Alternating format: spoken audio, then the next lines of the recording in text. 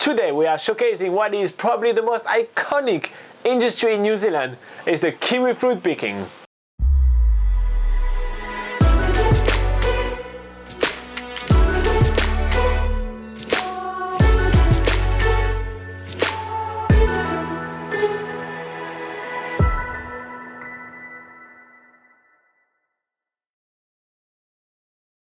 If you are on a working holiday visa right here in New Zealand, chances are that you are going to be joining the kiwifruit industry. This is one of the largest employers in the country, and this is one of the easiest kind of job to get. So we decided to do something a little bit different today and take you in the heart of the kiwifruit industry through the eyes of heaps of backpackers which are working there to fund their travel around this amazing country.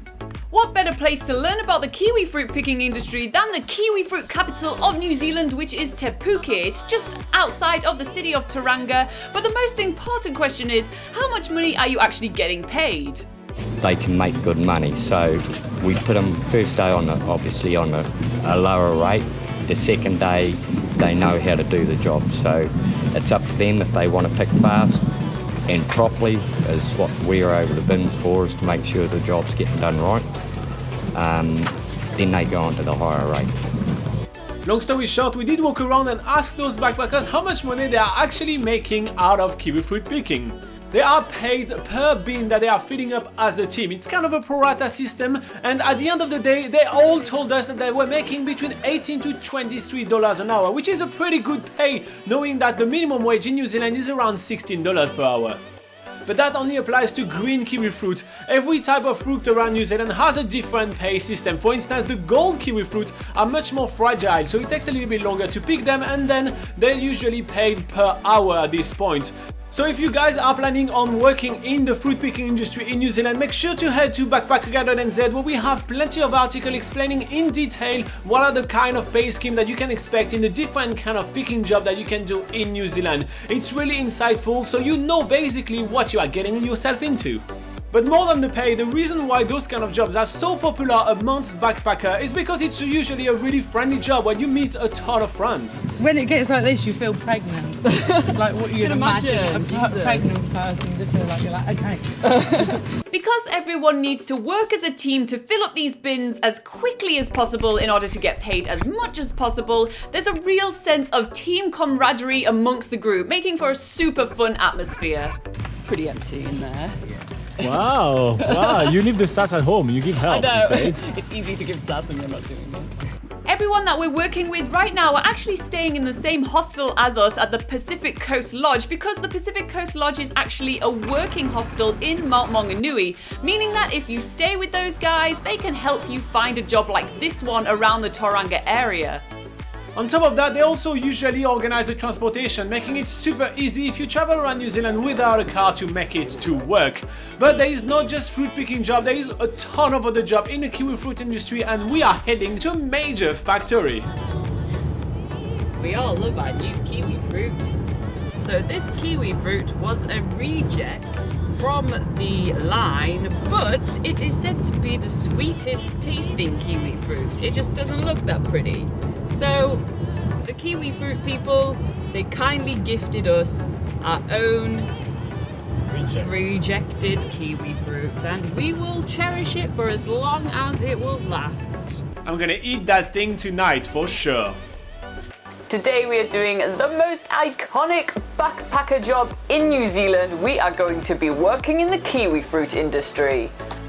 This afternoon, after doing the kiwifruit picking, we are heading on to the next stage of the kiwifruit's journey and a popular backpacker job in New Zealand, which is working in a kiwifruit pack house. We are heading to Hukapak, which is the largest kiwifruit producer in New Zealand and Australia, and it's the perfect place to learn more about kiwifruit packing.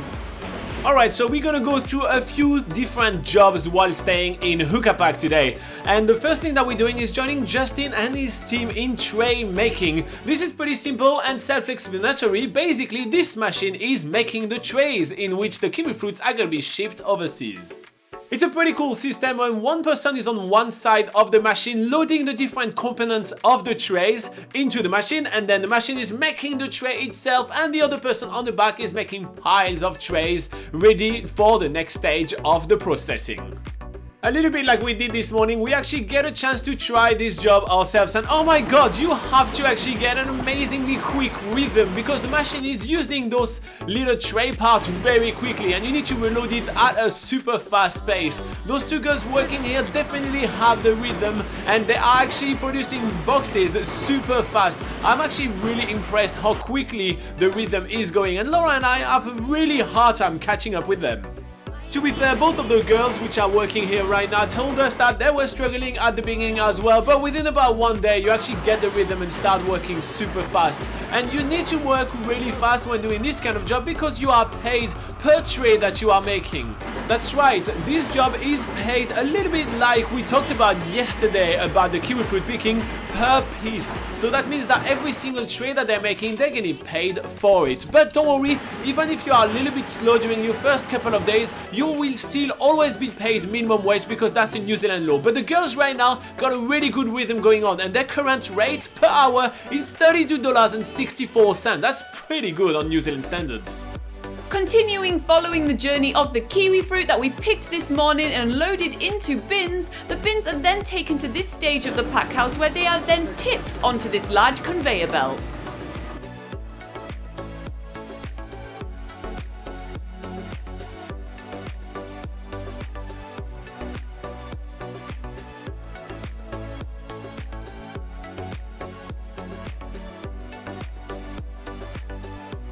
For backpackers looking for seasonal work, which is pretty easy to get into, the Kiwifruit pack house is the perfect place. There's so many different components and aspects to the Kiwifruit pack house, and each component needs workers for it. For instance, we're at the tipping section right here where each bin from each grower around the area is tipped one by one into this huge conveyor belt where it is then getting onto the next section to be graded, and the workers here are doing quality control.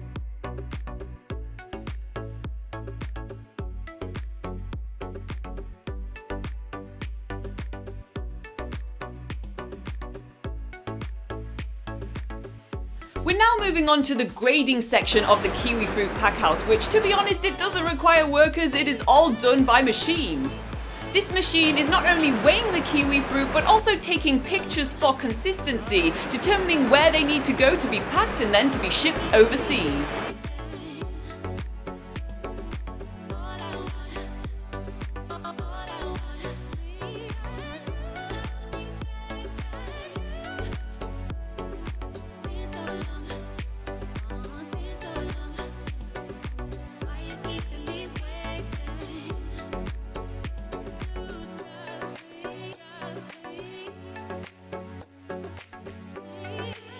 It's quite fascinating to see this massive factory in action. I for one had no idea what kind of journey the kiwifruit were going through before being packed and sent to my local supermarket. But we're already moving on to the next section of our tour, which is the actual packing stage, and this is where most backpackers will find a job when working in a pack house.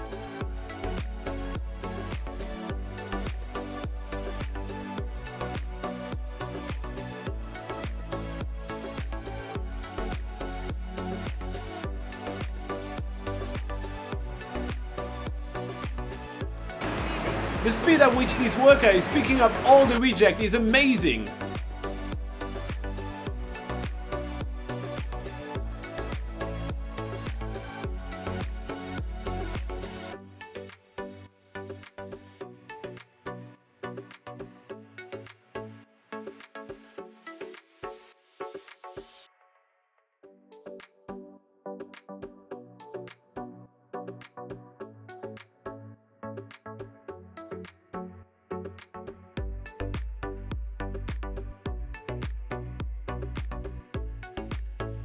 But before we try our hand at actually packing kiwifruit, we want to check out where are the trays that we were making a little bit earlier on, and turns out that this process as well is really robotic.